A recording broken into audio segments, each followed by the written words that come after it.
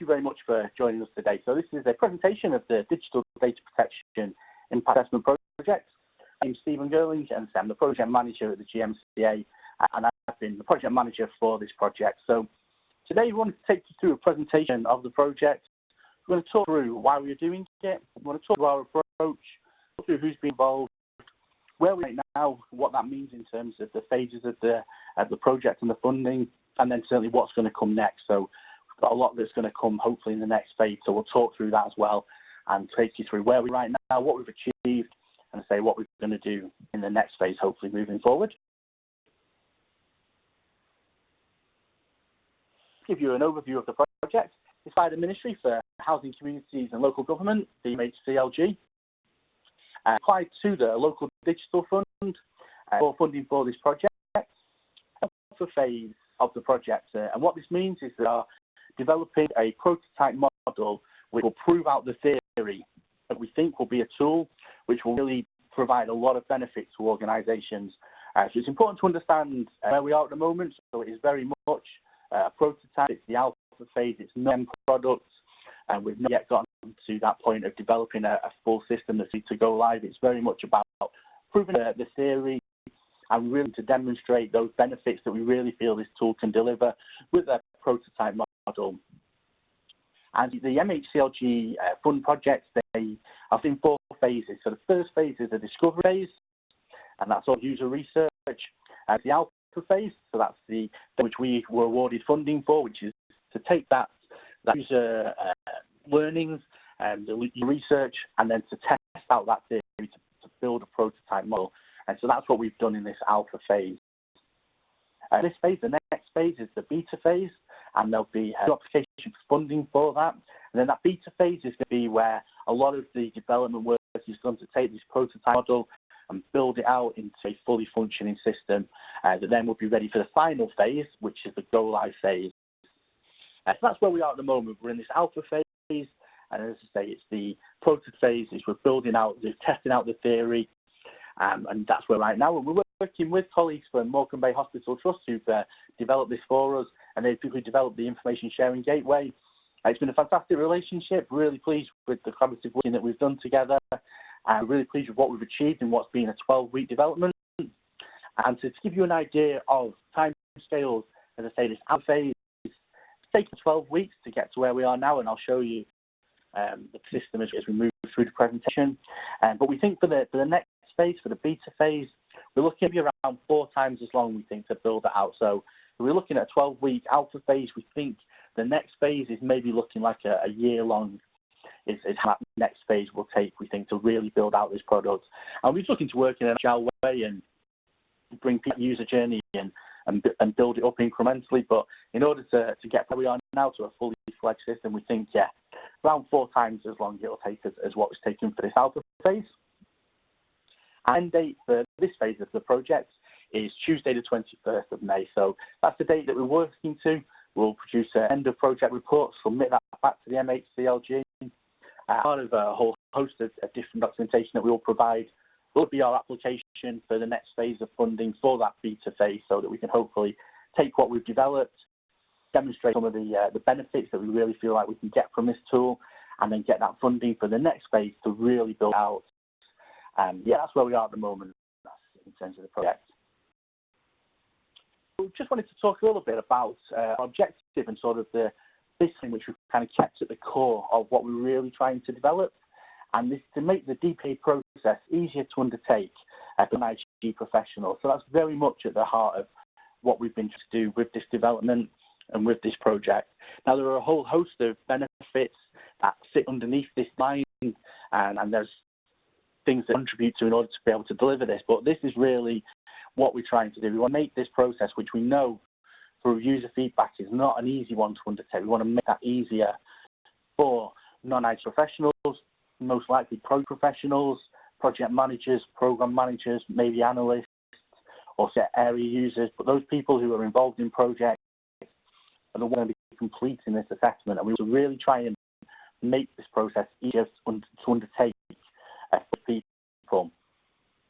And that was, just from that feedback, really, we know that it can be a daunting task, a DPIA being faced with a a Word document or an Excel document that just has a host of questions, maybe upward of 50 questions, it can be difficult to know where to start, and it can feel like, as I say, it's a daunting task. So that's what we're trying to challenge, to develop a tool which really enables the users to treat it as a much easier process and to really then get the benefits out of it.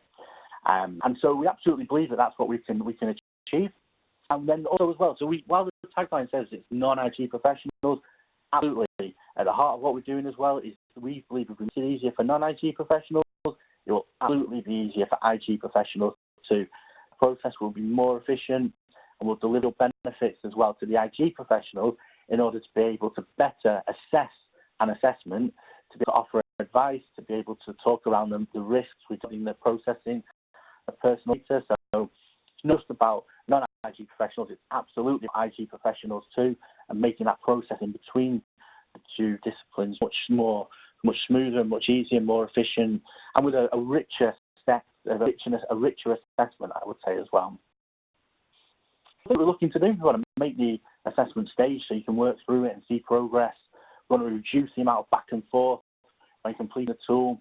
And we want to make it an educational tool as well, with plenty of guidance and advice throughout.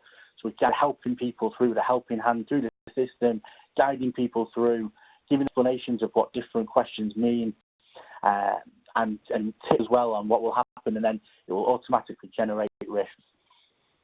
I'll demonstrate all of that as well later on in the presentation when we look at what we built out. But they're the types of things that we've been really trying to demonstrate the benefits of. If we can make that easier, then really that risk generation is going to be such a key part of it as well. So for a project professional, the anticipation is to do a DPIA during that project initiation phase. If you can have an effective way of identifying the risks related to processing personal data up front, that will benefit to a project phase into funding and things like that. You want to be able to identify those risks early, and then either choose to accept or to mitigate them.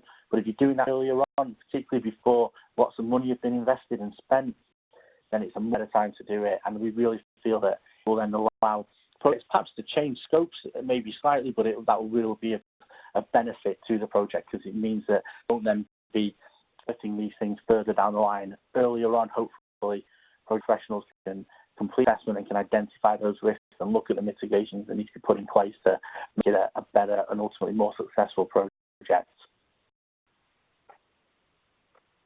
Okay, so what I want to show you now was a video that we created, which is just an introduction to the project. Talks through some of the things I've talked about in terms of benefits, but just a nice video just to introduce you to the project.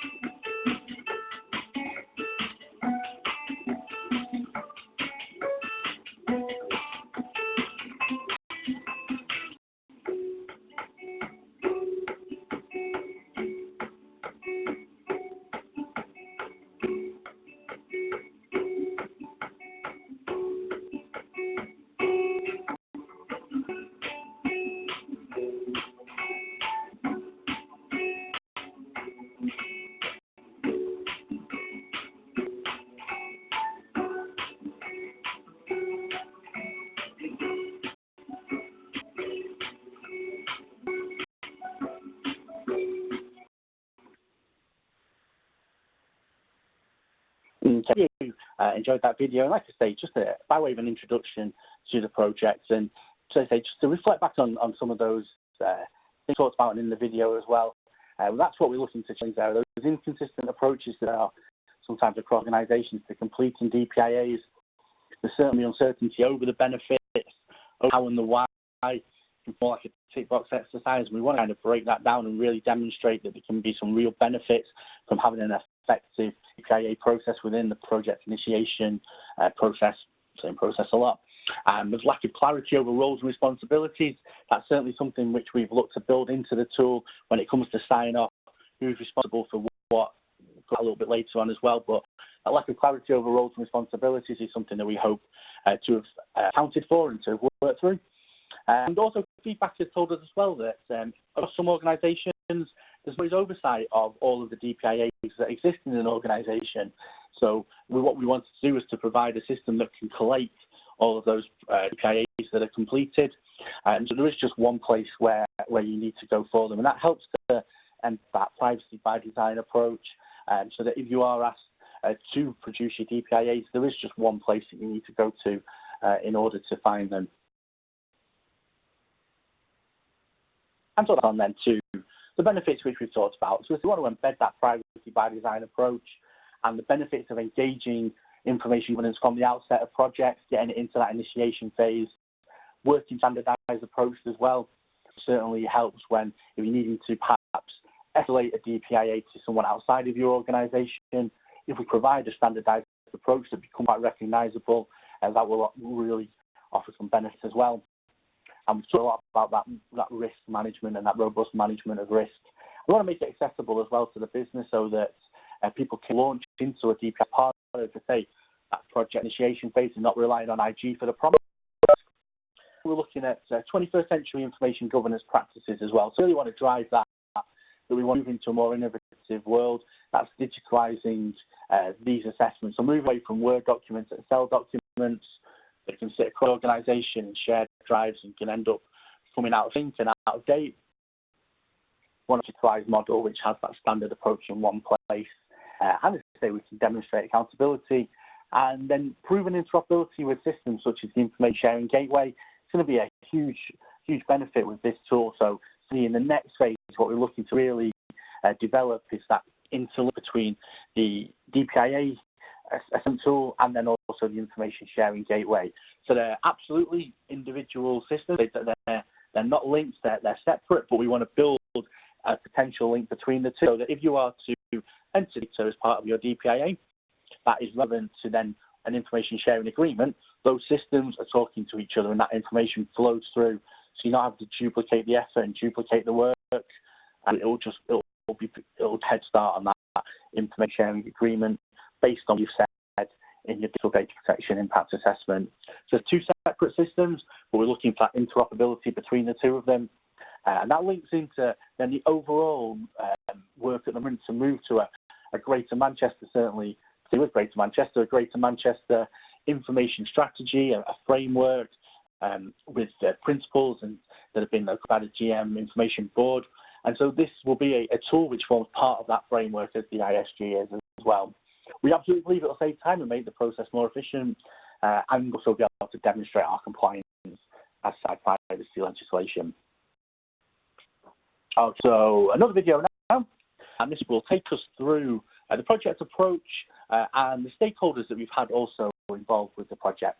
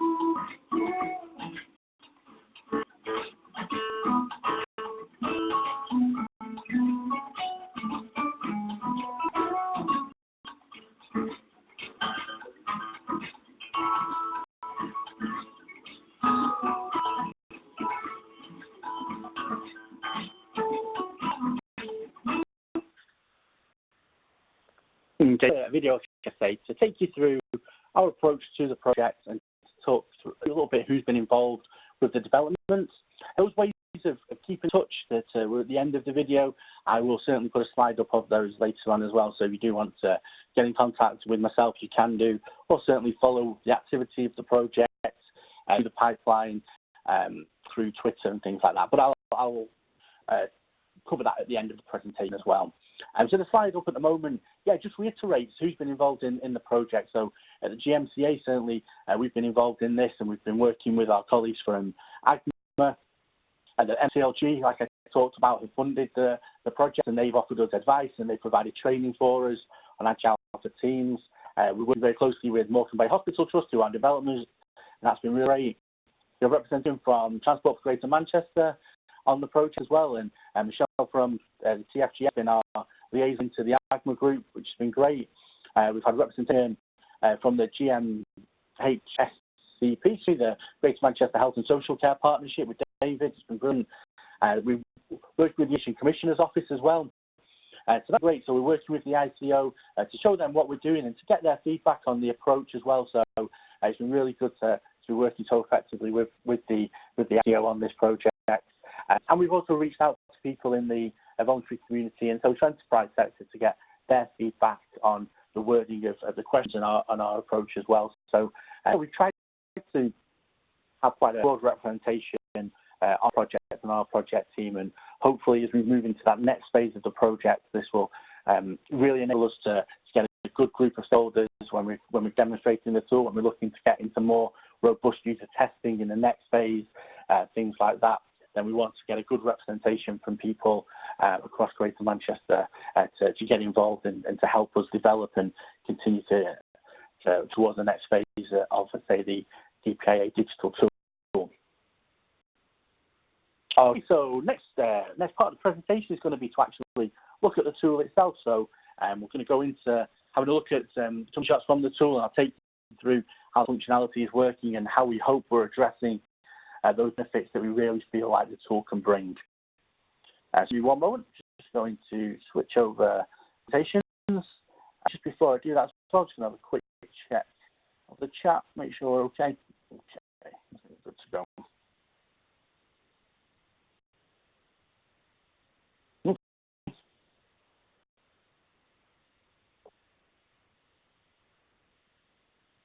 Okay, so this now is a presentation of the tool we've developed, as I say, over the last 12 weeks in this phase. So this is the main landing page, which we're saying there's absolutely work to be done in the next phase on branding and how this is going to perhaps look visually, but at the moment. But certainly we're going to do some work on that in the next phase as well regarding branding. And again, just to rate that this is a demo. It's just going to give you a flavour of what the system should look like. We've not developed all the sections yet. I'll take you through that as we go through.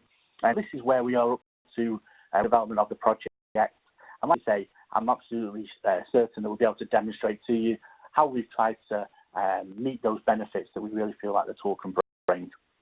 Okay, so when you come to the tool, if you're logging in, it's easy registration. Users register themselves and register their organisation. There will be an administrator user as well who is responsible for setting users up in the system.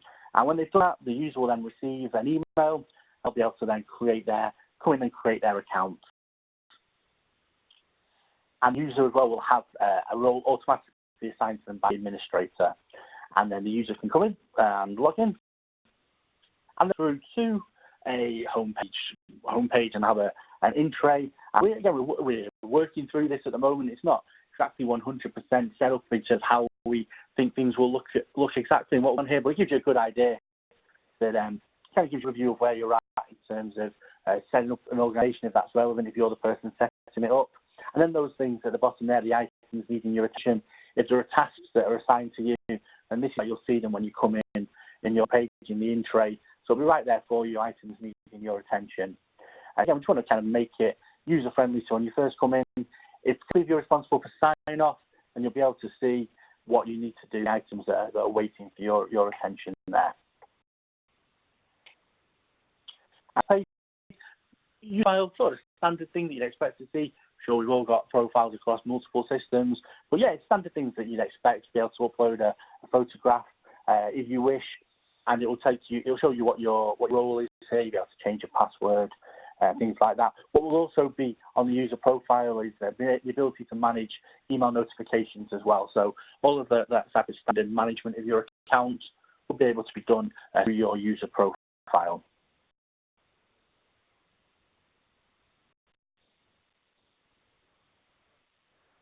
And from more of the profile and user, now getting into the actual project. So a project is the term that we have used for the data protection impact assessment. So whenever you start a new one, it's projects. It was some good, lively, robust conversations within the team regarding what we should use on this tab. So do feel free to touch afterwards and let me know what you think we should call them. But yeah, we've gone with projects for now. I think it works fine. But what we mean in terms of in the tool is that a project is a new data protection impact assessment. That's what you're doing when you add a project. You're starting a new assessment, and this would give you an overview of all of your assessments that you've been a part of or created. As you can see there, next to the ID and test and underneath screen and DPIA, that denotes where you're up to in terms of the tool. So whether you've just done the first identification creation of it, whether you've done the screening questions, or whether actually then into the DP itself. You'll be able to see when it's been signed off, and indeed then gets archived as well for the functionality here to be able to do that within the projects tab.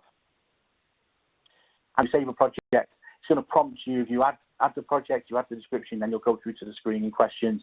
So that's what we're going to look through next.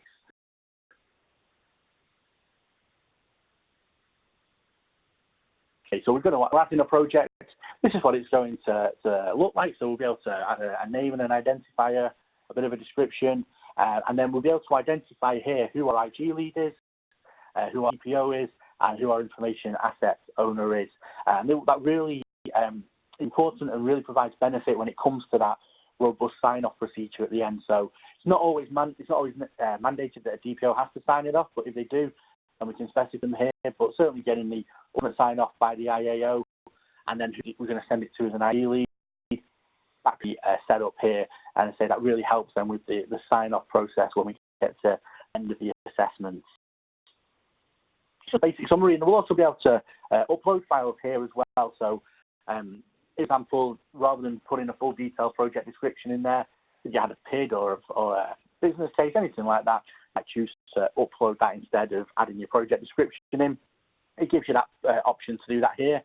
And so throughout the assessment, there are other stages where you might need to add additional files, but the tool will have that as an option for you as you go through the assessment as well. So this isn't the only place where you can upload documentation, but it is an option to do it at the start here as well.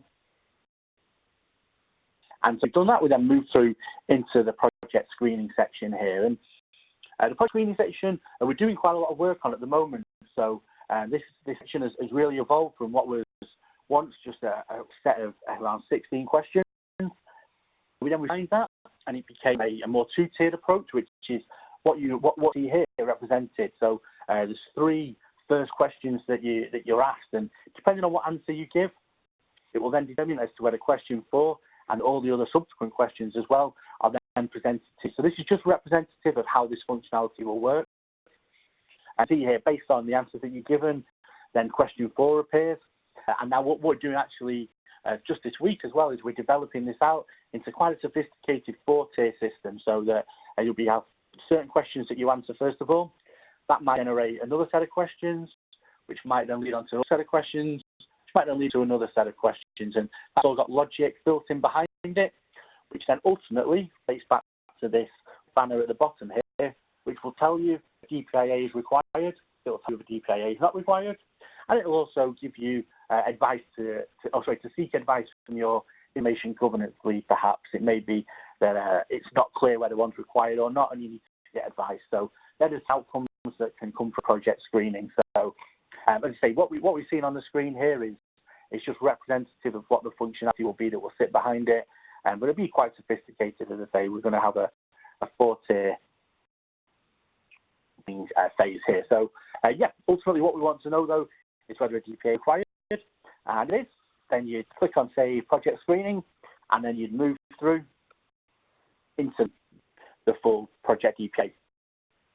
So the section that we're looking at here is how we've broken down DPIA. So you'll see here it's the legal section, and then next we've got process, we've got rights, secure risk documents, and then finalize. So what we've tried to do is break down the tool into sections, and that kind of comes back to not wanting to overface users with lots of questions up front. We want to try and make it user friendly. We want to try and make it digestible, and we also want people to be able to get achievement, as I suppose. Also working through it, you do it section by section, so you can see how far you're up to as well, so that it's not just one massive list and you feel like you have to slog your way through it. You break it down into sections. You can save as you go, and then come back to it and say work through it step by step. And we've tried to theme the questions as well. But today, we've focused on this legal section. So that's the section that I'll show you today. More work to be done on the process, the rights and the security. That will come in the next phase. We're very focused on this legal section here at the moment. And what I'm going to do now is I'll be able to show you next how answering particular questions might trigger more questions. So what we're going to put up front is just pose these 4 questions that relate to these 4 categories. But depending on the answer that you give, particularly if yes, you are going to be processing personal information, we will see in a minute that then that question 1 builds, and then there's further questions to be answered. So there is certainly a lot more level of detail that sits underneath these 4 questions, but we don't want people to have to see them necessarily. They don't need to. So that's they're hidden at the moment, but based on a yes or no answer, will then generate more questions to be answered by the user. And so that now. So for example, if you were to answer yes, we'll be processing personal information. What you can see is that then there's now more subsequent questions that you need to answer regarding the conditions for processing and whether they're identified and recorded. And there's more information there as well. So we tried to give a explanation of what each of the terms mean. And also in the beige box there as well, you've got some guidance as well, just kind of use through the tool, try and handhold them through it, give guidance as they go to complete it as well. And you'll see now as well, if I go to the next page, if you tick consent and build it out further again. So then you've got further questions relating to consent. In the alpha phase, so if you're looking at the questions and you may have some query wording and things like that, this will be addressed again in the beta phase. So we're not ready to go live yet. So, but this is and the wording that we have at the moment. But say we'll be reviewing it as we go. But this is how that functionality works. It builds out ticking yes, then ticking consent. Like you can see there, there's 3 further questions that we'll be faced with. So then to show you legal obligation. So that has a slightly different follow-on. So rather than more questions with litigation, it just gives you the opportunity to add in the legislation that you're going to use in order to satisfy that legal obligation. And here, if you were to take public task, okay, the legislation that relates to that, and legitimate interest here as well. You'd be able to then upload a document which is, if you wanted to, a legitimate interest, there's a legitimate interest assessment that you can do on the ICO website. And to complete that assessment, you wanted to upload it as evidence, then we've got the option for you to do that here. You'll also see next to additional files is that little square and arrow. And what that denotes at the moment is that there's more information to provide. So what we want to do throughout this, like I said earlier, is be able to teach as we go, give more information, make these terms what we're asking people, make it easier to understand. And so wherever you see one of those little icons, that means that we've got information that sits behind it in a bubble that will be presented to the user to provide them with more information to help them completing this tool. And so what it might look like is something like this here. So for legitimate interest, if you were to hover over it, you get the bubble, which then gives you guidance on legitimate interest. And like I say, it gives you a link to the ICO's website there in order to be able to do that assessment. And what we're also looking at as well for the next phase potentially is refining the information you get in these bubbles as well. So there might be quite specific wording that we take from formal guidance, but then there'll be even more user-friendly almost explanation of that. So there may be two tiers even to the advice that we give, just to really try and maximise that benefit of helping a user come to this tool and be able to work through as much of it as they can without having that back and forth between a project professional and an IT lead, trying to get clarifications, trying to understand. We want the tool to do as much work for us as possible, so that someone completing this assessment has as much information at their disposal in order to be able to give correct answers. A question pop up there at the end of the presentation. I'll try and go back to those comments and see if we can answer any of them. If we run out of time, I will take them away, sure that you get an answer afterwards. So if anyone does comment, chat into the box. I say if we can address it in the call, we will do. If not, I'll address it afterwards, and I'll certainly get back in contact with you. Oh, so yeah, let's say that's then interest, and that's the information bubbles and what we're looking to do there. Sensitive types of data, so the special data question, just to show you how that works with that pop-up box. So for sensitive data types, we're going to put a little bit more guidance so that people have a bit more information at disposal, like I say, to make the right choice in terms of what they're doing. So moving on to the next stage here as well. Again, just showing you that relationship between question 2 at the bottom there. You pick yes, and then question 3 is presented with some more guidance in that box there at the bottom. It would look like broken down further as well. So as a special category of data, it will give you the different categories, and again, they've got those guidance icons that you can click on to produce that bubble, which gives you a bit more information regarding each of those, so that it kind of helps you to work through the assessment.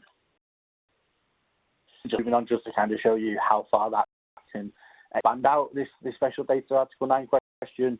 Got more of the categories here, and answer substantial public interest here at the bottom, which again is like even if you substantial public interest, well, they need to be able to answer what you're going to use there from those options.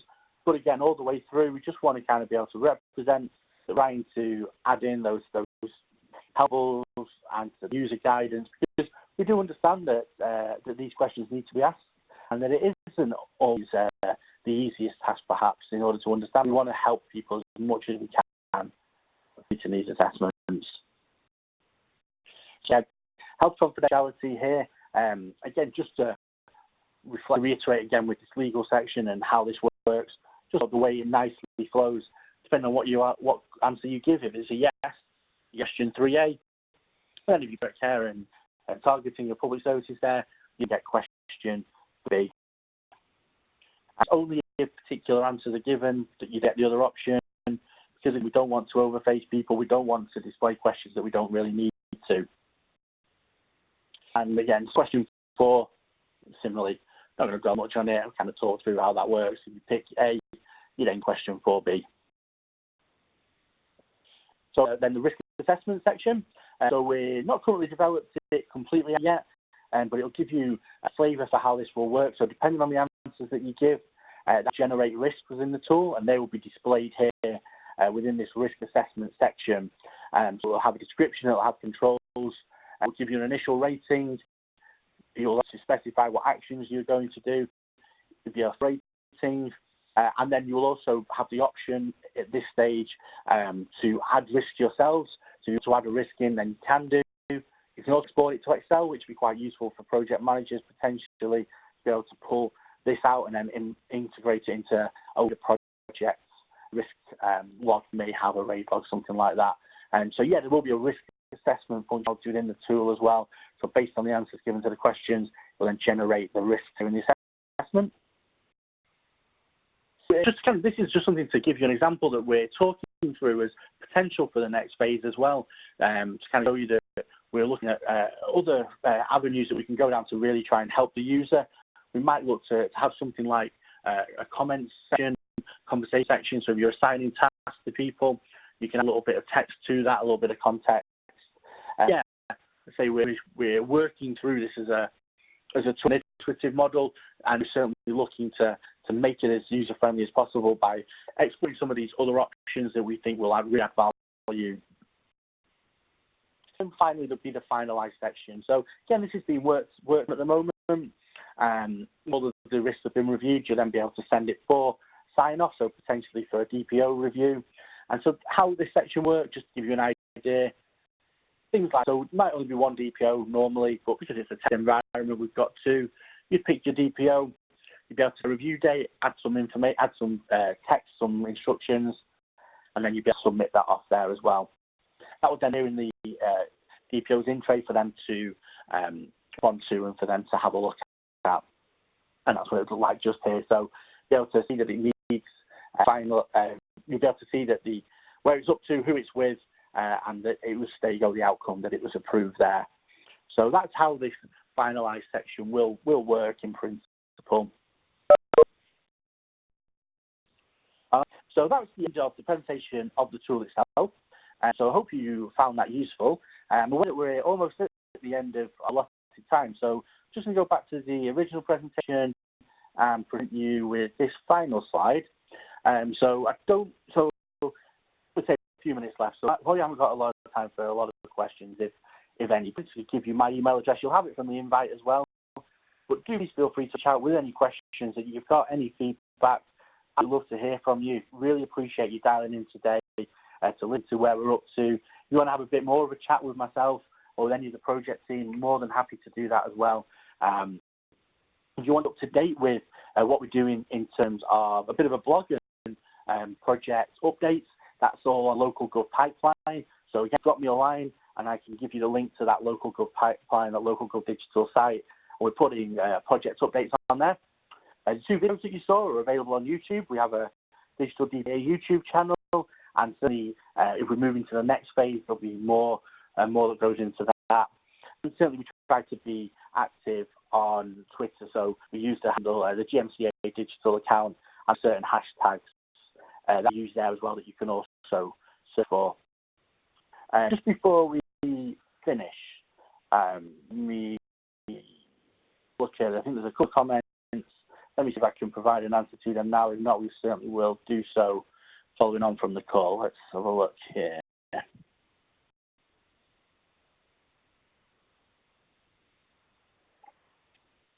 A legitimate interest template, very possibly. I think that's something we could certainly explore than just linking to it. I think we'd have to look at maybe how that would work, but if that's something that you thought would value, then that's certainly something that I think we potentially could explore, absolutely. Next question regarding Schedule 1-2 lists, law enforcement processing. To be honest, I don't think I'll be able to answer that right now on the call. I think I need to take away, refer it to the project team, some feedback from them. But Lisa, thank you for that question. I will certainly make sure I get you an answer to that. I think we're much now at 3:45. So once again, just thank you very much, everybody, for dialing into the call. Really very much appreciate you doing so. And like I say, I am aware that we've not really had time for questions now, but absolutely invite you to get in touch with me, really drop me an email. I'm happy to chat with people. Or if you've got questions and feedback you want to send through, please do know, because we're certainly looking to engage with as many people as we can on this and get your feedback as we do these show and tell sessions. And indeed, you're looking to get involved in the next phase. We're certainly looking for people to get involved in testing and things like that. Do please we'll add you to the list of stakeholders who want to be actively involved in the testing. Okay, so thank you all very much again for dialing in today. Do really appreciate it. And send me through feedback questions that you've got. And then otherwise, please have a fantastic rest of your Tuesday. Thank you very much.